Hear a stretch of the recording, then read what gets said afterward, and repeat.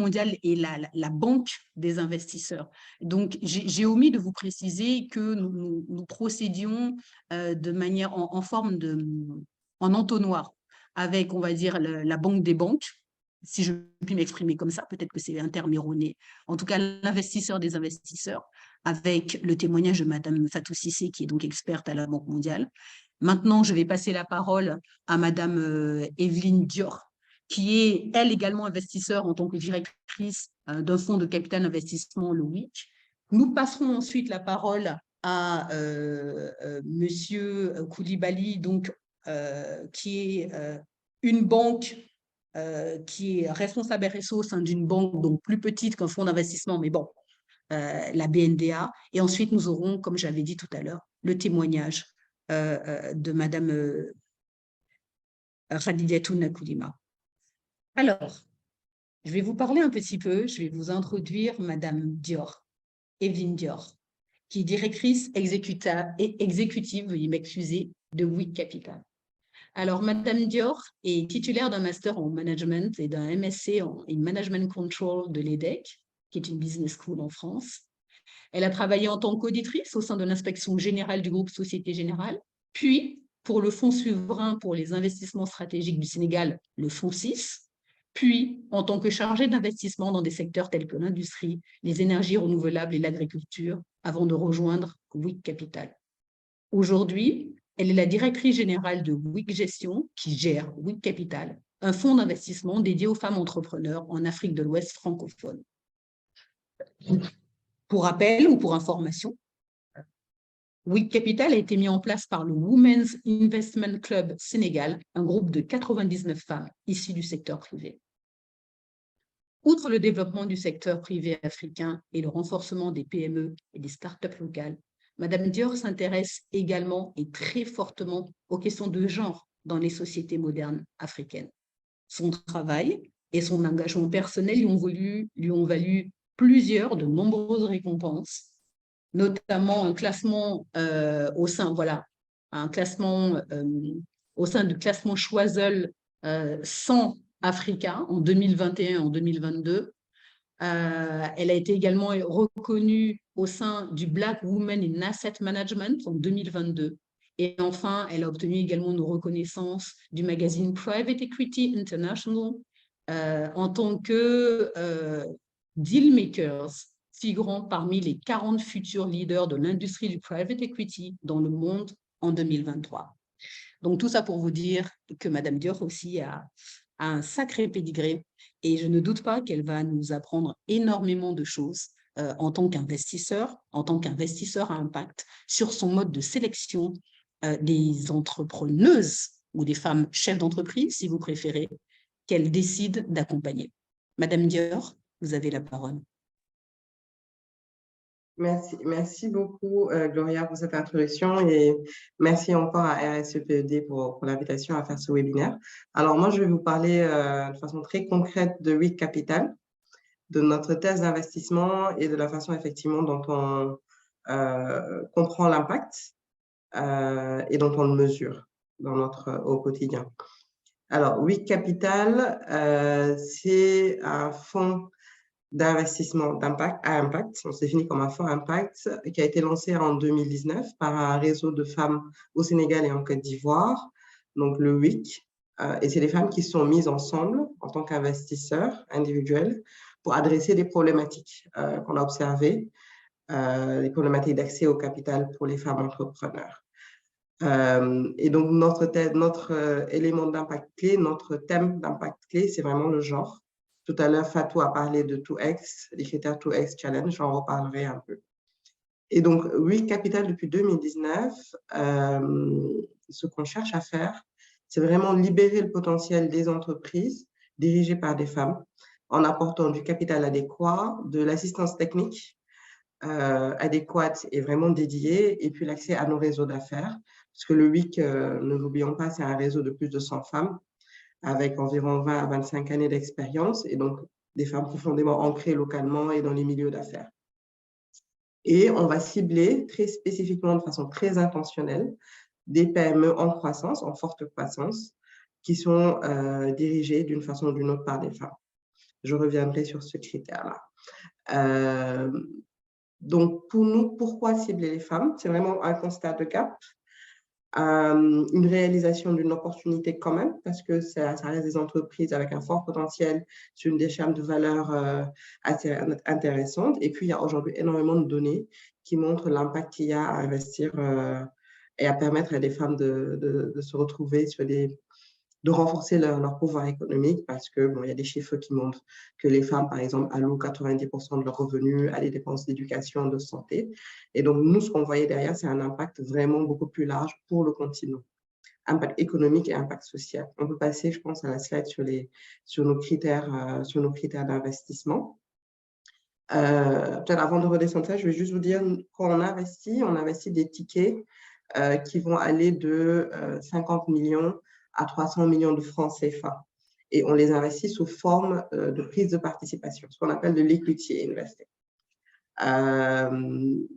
Et donc, ce type de financement, c'est vraiment un financement qui va chercher des cibles assez rentables, même si elles ne le sont pas au moment de l'investissement, mais c'est des cibles qui ont vraiment un fort potentiel de croissance.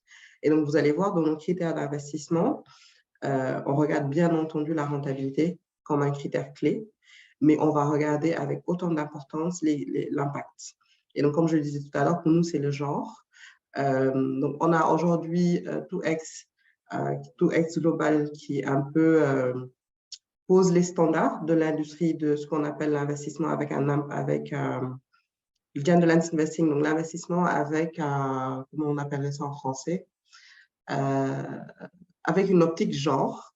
Donc, dedans, dans ces critères, on a les femmes entrepreneurs, donc le critère entrepreneuriat, le critère leadership, le critère consommation, donc impacter, produire, pour une entreprise, avoir des produits, des services qui impactent significativement des femmes et intentionnellement les femmes, et le critère emploi.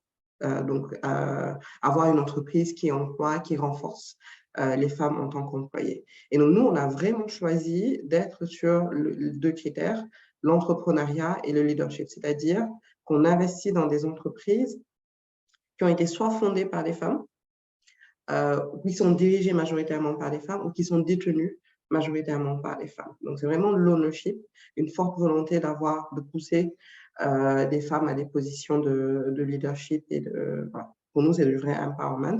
Et il fallait avoir de l'intentionnalité parce qu'aujourd'hui, quand on regarde l'écosystème en Afrique de l'Ouest, on se rend compte que les femmes sont en général cantonnées à de très petites activités, de très petites entreprises qui peinent à passer à l'échelle en l'absence de capital et de ressources adéquates. Et donc, c'était important en tant que fonds de nous structurer de façon à aller chercher ces cibles et donc d'adapter tout notre processus à cette cible-là. Autre élément de critère qui est vraiment très important pour nous, ça va être la création d'emplois.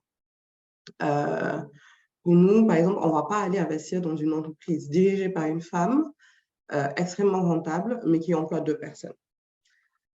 Et ça, c'est vraiment important pour nous parce que, encore une fois, en tant que pourvoyeur de capital, on répond aussi à des problématiques sociales.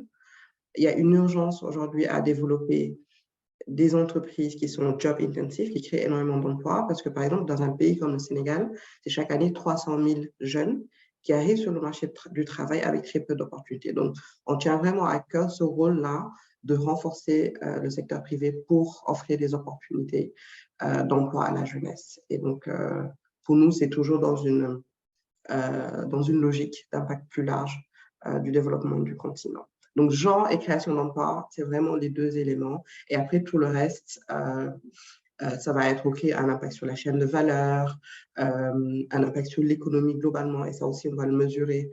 Le renforcement des capacités, ça va être un des critères 2X, renforcer les femmes en tant qu'employées dans l'entreprise et avoir cette volonté-là en tant qu'entrepreneur. Et bien entendu, pour moi, la technologie, l'innovation, ça vient renforcer le potentiel de rentabilité. Et donc, dès qu'on parle de critères, il faut savoir qu'en tant que fonds, on va aller identifier, sourcer des entreprises, c'est sur la base de ces critères-là. On va d'abord faire un premier tri sur la base de ces critères. Pendant tout le processus de due diligence, on va analyser par rapport à ces critères. Et donc, vérifier qu'effectivement, l'entreprise est vraiment orientée genre, crée de l'emploi déjà, est déjà assez inclusif et a aussi le potentiel de le faire. Et au moment d'investir, on va mesurer la situation de base. Hein. Et post-investissement, tous les 3 mois, on va venir mesurer, le réaliser et donc pouvoir comparer à la situation de base. Par exemple, là, je vous donne quelques exemples de nos indicateurs. Le nombre d'emplois créés sur le portefeuille. Un instant.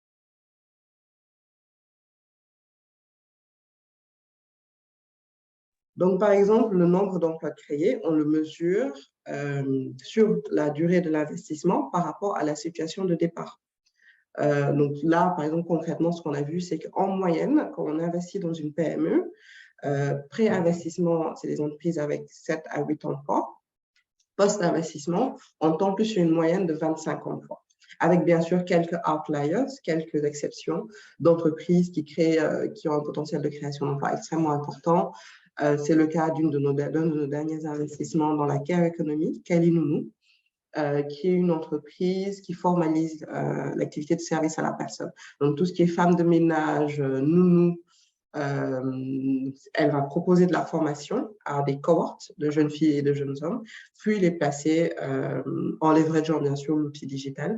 Et donc ça, pour nous, c'est un investissement dans lequel on attend une création de plus de 1600 emplois formels sur les 6 ans où on sera au capital. Et donc, on a investi dans cette entreprise parce qu'effectivement, ça répondait à une demande, il y a un marché, donc potentiellement très rentable, mais surtout pour tout l'impact social que ça a représenté, formalisation de toute une chaîne de valeur, de métiers qui sont informels en général, plutôt mal rémunérés, sans avantage. Et puis aussi l'impact que ça a sur les femmes. On sait que tout ce qui est soins, services à domicile, c'est en général du domaine des femmes. Ça impacte quand même leur carrière. Donc ça aussi, on a énormément de données dessus. Donc pouvoir investir dans une entreprise comme Kalinounou, c'était un impact à 2 niveaux pour maintenir les femmes dans l'emploi. Parce que souvent, on se rend compte que certaines démissionnent pour s'occuper de leur bébé, de parents âgés. Donc, maintenir les femmes dans l'emploi et leur permettre d'évoluer leur carrière, de faire évoluer leur carrière. Et deuxième impact, bien sûr, la création d'emplois massifs pour des jeunes et la valorisation de ces emplois-là. On mesure aussi la part des emplois féminins, donc ça encore en lien avec notre stratégie de genre, et puis le niveau de salaire. Donc, franchement, le critère emploi et l'impact emploi sur la création d'emploi, on va le mesurer de plein de façons. On a énormément d'indicateurs autour, les emplois formels, pas formels, les contrats de long terme, court terme, les emplois féminins, les emplois jeunes de moins de 35 ans, le salaire maximum, le salaire minimum, le salaire moyen. Voilà. On a quelques entreprises qui sont très intentionnelles sur le climat aussi. Donc, ça me permet de mesurer, par exemple, l'émission de CO2 économisée. Bien entendu, nous, ce qui est super important, et ça fait partie de tout notre processus de mesure des risques ESG, il est important que l'ensemble du portefeuille soit sensibilisé à leur impact environnemental, leur empreinte environnementale, la bonne gouvernance et les risques sociaux. Et donc, pour faire écho à la présentation de Fatou, nous, en tant que fonds d'investissement, la façon dont on voit l'ESG, c'est vraiment une vision risque. On va faire une due diligence ESG pour nous assurer qu'il n'y a pas de gap qui puisse remettre en question la pérennité de l'entreprise. Une entreprise aujourd'hui qui n'est pas respectueuse de l'environnement, c'est du mauvais business. On n'a pas intérêt à investir dedans si on n'arrive pas à remédier à ces problématiques parce qu'elle va être mise en question à un moment donné. Et donc, nous, en tant qu'investisseurs, on ne gagnera plus notre argent. À la fin de la journée, on a investi pour de la rentabilité. Idem sur le plan social. Idem sur les aspects de gouvernance. Et donc, on va faire la due deal. C'est vraiment dans cette optique de quels sont les gaps, quel plan d'action on met en œuvre. En tant que fonds d'impact, on va au-delà de l'ESG. On est extrêmement intentionnel, encore une fois, je l'ai dit plusieurs fois, sur le genre et la création d'emplois. Et donc, on travaille de façon à intégrer ça. Ça fait partie de notre ADN et c'est mesuré très, très régulièrement post-investissement. Donc, vous voyez vraiment la différence entre les deux. Et puis, avec la différence sur la RSE, en parlant à Gloria il y a quelques jours, je leur disais, mais Moi, quand on m'a parlé de webinaire RSE, je dis, mais j'y connais rien à la RSE. Parce que dans notre tête, quand même, la RSE, c'est effectivement juste ces activités qu'une entreprise peut mener de façon philanthropique, qui peuvent ne pas du tout être liées à son business model. À l'époque où je travaillais sur des projets, donc j'ai eu à travailler sur des deals de centrales solaires, c'est par exemple une centrale solaire qui va financer un dispensaire, une école. C'est pas lié à l'activité de production d'énergie, mais c'est des actions positives qu'une entreprise peut donner. Alors que nous, dans notre activité, on va vraiment être très ancré sur l'ESG, l'impact. Donc, c'est vraiment pour nous un cran au-dessus. Mais je serais ravie pour eux qu'elle puisse un peu préciser. Du coup, peut-être qu'on est assez fat quand même sur la question de la RSE. Alors, je pense que je vais m'arrêter là. J'ai pu donner l'exemple de Kelly Nounou et je suis ravie de répondre à vos questions plus tard. Merci beaucoup, Madame Dior. Alors, des tickets qui vont de 100 à 350 millions, alors que Oui Capital n'a été fondé qu'en 2019. Ça montre quand même la capacité d'investissement. Des critères qui sont évidemment la rentabilité, il s'agit d'un fonds d'investissement, mais quand même qui sont surtout liés, pas surtout, mais en tout cas autant liés à l'impact. L'impact sur le genre, l'impact en matière de création d'emplois, l'impact en termes de chaîne de valeur.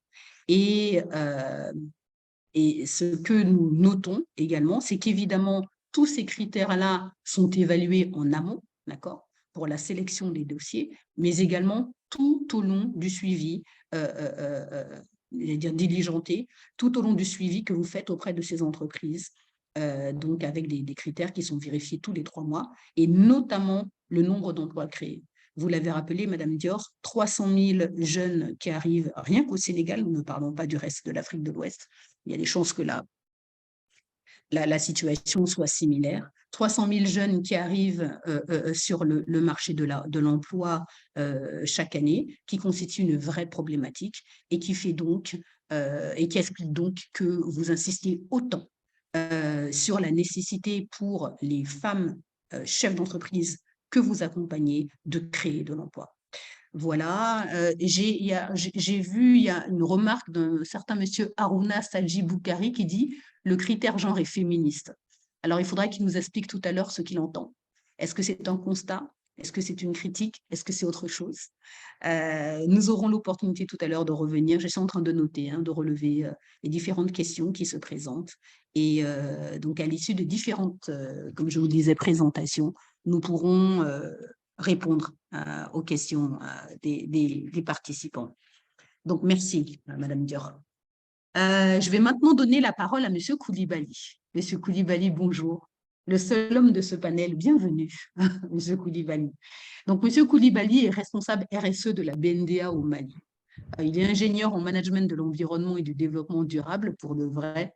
Et de 2015 à 2016, il a été assistant chargé des évaluations environnementales et sociales et des études socio-économiques au Centre pour le développement intégré au Sahel. Et depuis 2017, il est responsable de la fonction, veuillez m'excuser, RSE et de la stratégie climat de la Banque nationale du développement agricole du Mali, la BNDA Mali. Et M. Koulibaly va nous présenter donc, les aspects, l'orientation des investissements de la BNDA et nous parler notamment des aspects de la sélection selon les aspects environnementaux, selon les critères environnementaux et liés à la finance notamment climatique. Voilà. Monsieur Koulibaly, vous êtes prêt? Oui, je suis prêt. Merci. Vous avez la parole. OK, merci Gloria. D'abord, je dirais que déjà, tout ce qui comment dirais-je, la RSE est parfaite en matière de développement durable, en particulier en matière de la promotion de l'environnement, est vraiment salutaire. Donc, je remercie la RSE pour d'avoir organisé cette séance de webinaire. Merci bien. D'accord. Donc, moi, je vais essayer de vous présenter un peu l'application de la BNDA et l'application de la RSE par la BNDA en tant que banque de financement. On peut aller. la slide suivante. Voilà. Voilà un peu le plan de la présentation. Donc, dans un premier temps, je vais essayer de vous présenter la BNDA, la politique RSE de la BNDA, différence entre ESG, ISR et finances vertes qui ont été brièvement décrits par Fatou Cissé. Et moi, je vais essayer de faire une différence, de vous expliquer un peu la différence entre ces trois aspects. Et enfin, je vais essayer de vous présenter la finance verte. Qu'est-ce qu'une finance verte, que ce soit à la BNDA ou dans le monde entier. Voilà, merci bien. Voilà. Voilà. La BNDA, en termes de présentation, ce qu'il faut noter, la BNDA a été créée déjà depuis 1981 avec comme cœur de métier le financement de l'agriculture. Ça veut dire que dans un premier temps, la BNDA a été financée en tant que banque, comme banque agricole.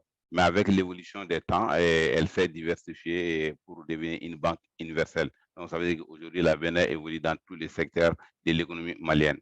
La BNDA a un capital aujourd'hui de 50 milliards, de plus de 50 milliards, on va dire, avec un salarié de 527 et une représentation de 447, un parc de guichets automatiques de 80 et plus de 300 000 clients aujourd'hui. Donc, ça veut dire que la BNDA reste une des banques, une des grosses banques au Mali. Merci bien.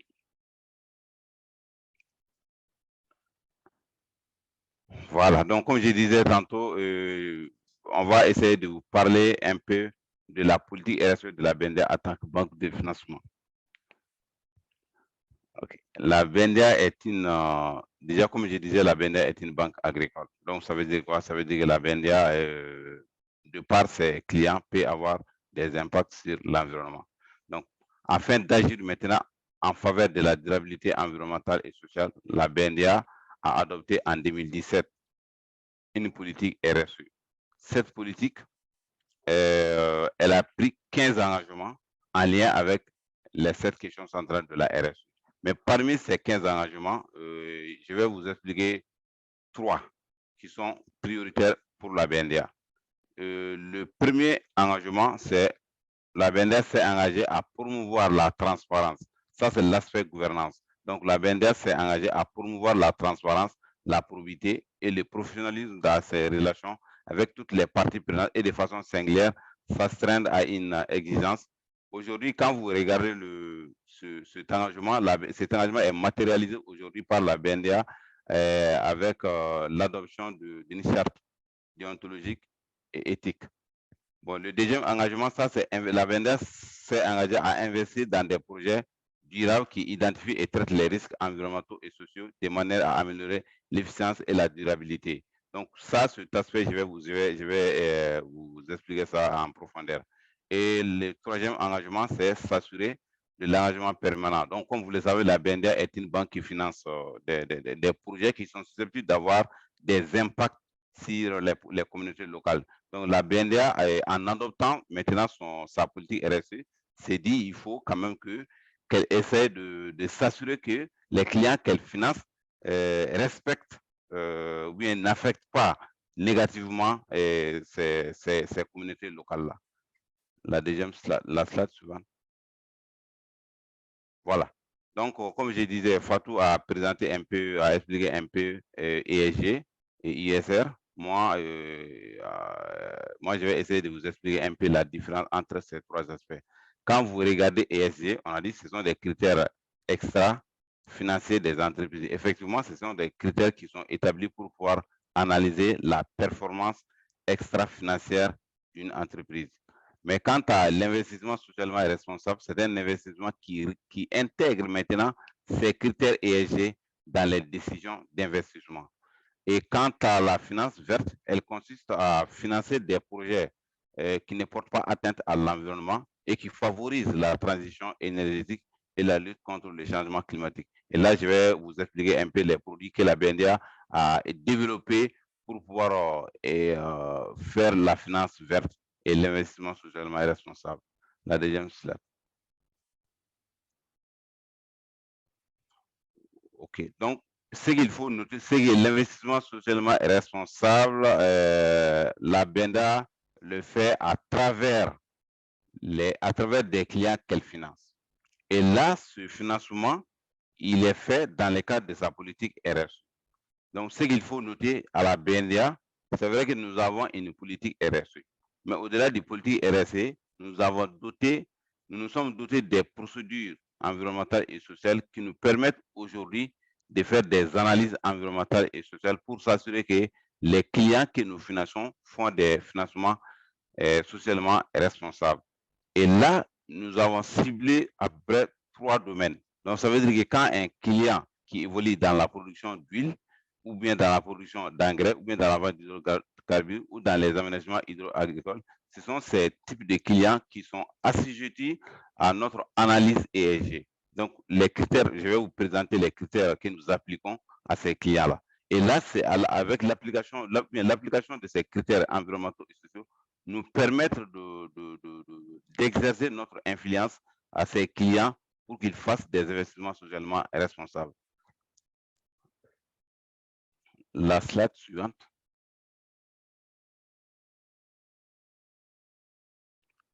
Voilà. Donc, quand vous regardez ici, je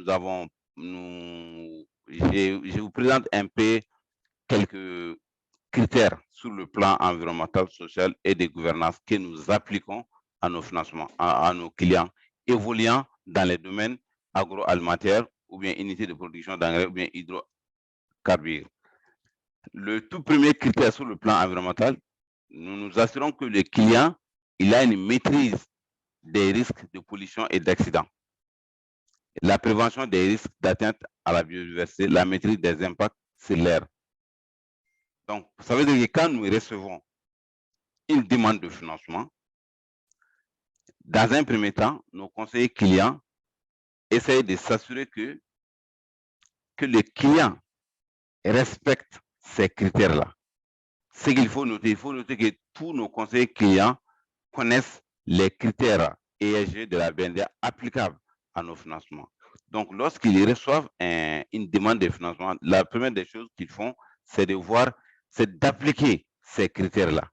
Donc, lorsqu'ils appliquent ces critères-là, moi, mon rôle, c'est d'approuver. C'est de voir est-ce que réellement le client, dans un premier temps, c'est de voir la performance du client en matière environnement, social et gouvernance. Et pour évaluer la performance du client dans ce domaine-là, je m'appuie sur ces 3 critères-là. Et là, je vais essayer de vous donner un exemple d'un client que nous avons financé et à qui nous avons appliqué ces 3 critères-là, c'est-à-dire les critères ESG. C'est un client qui évolue dans les domaines, dans la production d'huile aujourd'hui. Mais lorsque le client est venu nous voir, on lui a dit que la BNDA a adopté une politique RSE afin d'agir en faveur de la durabilité environnementale, comme je viens de les expliquer. Donc, dans le cadre de la mise en œuvre de cette politique-là, les clients évoluant dans les domaines, dans la production d'huile doivent respecter un certain nombre de critères. Donc, on lui a montré les critères. Dans un premier temps, comme je disais, les conseillers clients lui ont montré les critères. Et après, ils m'ont remonté l'information. Donc, moi, j'ai évalué la performance. Donc, il se trouve que le client, effectivement, il peut être considéré, c'est-à-dire son investissement peut être considéré comme un investissement socialement responsable.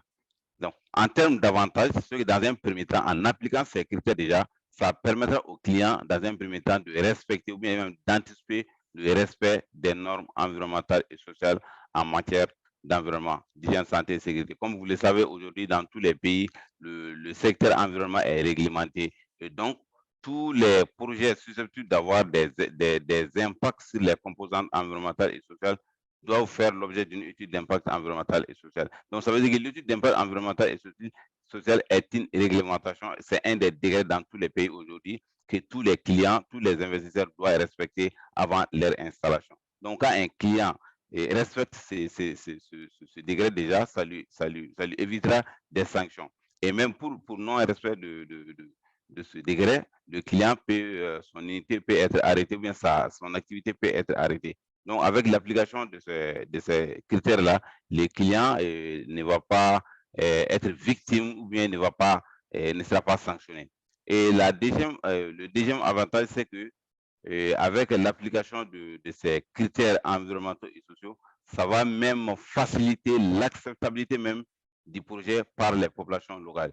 Comme vous le savez, il y a peu de projets qui ne sont pas susceptibles d'avoir des impacts environnementaux et sociaux, surtout sur la population locale.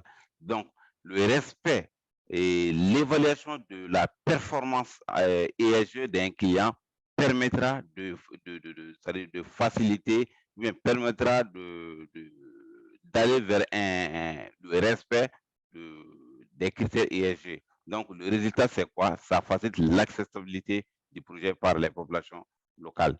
Et comme troisième avantage est fin, ça va même éviter les clients de tomber en impayé pour des raisons environnementales et sociales. Parce que là, comme je disais tantôt, quand un projet n'est pas accepté par la population peut se révolter contre le projet et peut-être mettre fin à la vie du projet. Et ça aura comme conséquence pour le promoteur de tomber en impayé.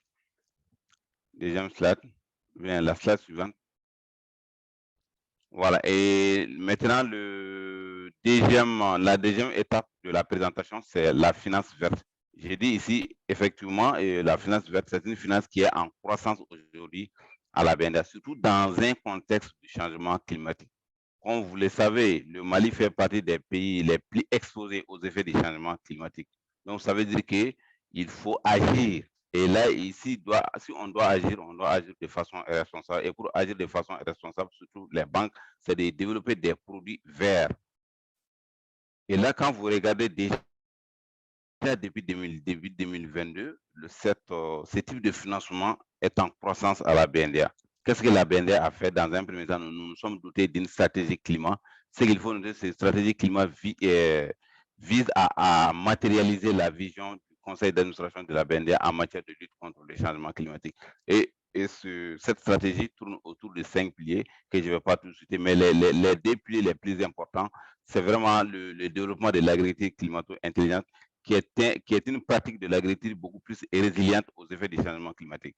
Donc ça, c'est de l'adaptation. Et deuxième pilier, ça, c'est les énergies renouvelables, c'est beaucoup plus l'adaptation. Donc, pourquoi la BNDA a développé cette stratégie? Dans un premier temps, l'objectif visé, c'est de relever les défis. Les défis aujourd'hui pour la BNDA, c'est la résilience de sa clientèle. Comme je disais tantôt, la BNDA, comme le Mali étant exposé, ça veut dire que les entreprises, surtout la BNDA qui évolue dans le secteur agricole, qui est aussi le secteur le plus exposé, les clients de la BNDA sont par conséquent exposés aux effets du changement climatique. Donc, il faut des mesures d'urgence pour la BNDA, pour l'adaptation de sa clientèle. Et pour cela, comme je disais, c'est un défi. Nous devons que la BNDA veut relever. Et deuxièmement, c'est pour aider l'État malien dans sa lutte contre le changement climatique. L'État malien a une politique de lutte contre le changement climatique. La BNDA attend qu'une banque dont l'État est l'actionnaire principal doit aussi aider l'État malien à atteindre ses objectifs de lutte contre le changement climatique. Et enfin, qui est la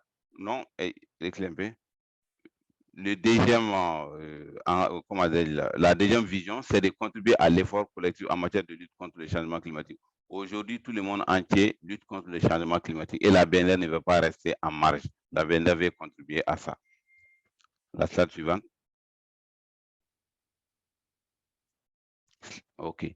Maintenant, je parlais tantôt des produits. C'est ce qu'il faut nous dire. La BNDA a développé des produits pour sa clientèle.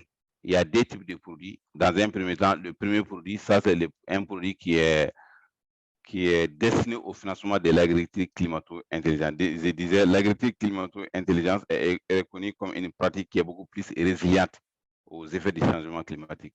Donc, la BNDA a développé un produit, un prêt dans ce sens-là. Les clients porteurs des projets climato-intelligents bénéficient d'une bonification du taux. Ça veut dire que le taux standard est supérieur par rapport au taux appliqué à ce type de financement. Et là, quand vous regardez, j'ai juste pris 2 types de projets que nous avons financés en 2022. Quand le premier projet, ça, c'était un projet de production, commercialisation d'engrais organiques. Vous savez, les engrais organiques sont respectueux de l'environnement. Donc, ils ne contribuent pas à la dégradation du sol. Par contre, ils contribuent ils permettent de maintenir, d'entretenir la texture du sol. Et le deuxième projet, c'est la production agricole durable et résiliente. Voilà, c'est ce type de projet que nous avons financé aujourd'hui. C'est une pratique qui est respectueuse, non seulement respectueuse de l'environnement, mais qui est durable. Quand on dit que c'est durable, ça veut dire que ça intègre l'utilisation rationnelle des ressources naturelles, que ce soit l'eau, les sols, tout ce qui est ressources naturelles. Et déjà, s'agissant du deuxième produit, ça, comme je disais, c'est le produit développé par la BNDA pour la promotion des énergies renouvelables. Et là, vous allez voir que nous avons aussi financé, j'ai juste pris une photo, ça, sinon on a financé pas mal de clients dans les domaines, mais là, j'ai juste pris ici juste une photo pour illustrer un peu les types de financement que la BNDA a développé pour la promotion des énergies renouvelables. Monsieur Koulibaly, Oui. Monsieur Koulibaly, si je puis me permettre, vous avez excédé votre temps de parole. Est-ce que vous pouvez conclure, s'il vous plaît? Ok. Donc, il faut juste ok, donc voilà, c'est la dernière slide. Donc, je vous remercie de votre aimable attention. Merci. Désolée d'être intervenue de manière aussi abrupte. En tout cas, merci infiniment. Merci infiniment pour les détails que vous avez donnés, M. Koulibaly, et qui répondent, à mon avis, en partie aux questions qui sont en train d'être posées. Par exemple, tout à l'heure, on verra qu'une personne vous demandait, mais pourquoi est-ce que vous ne parlez pas de la question des droits humains? Nous comprenons, au travers de la politique RSE et des orientations de la BNDA, que vous avez très clairement décidé d'accompagner l'État malien, qui est le Mali, qui est particulièrement exposé, qui est un des pays les plus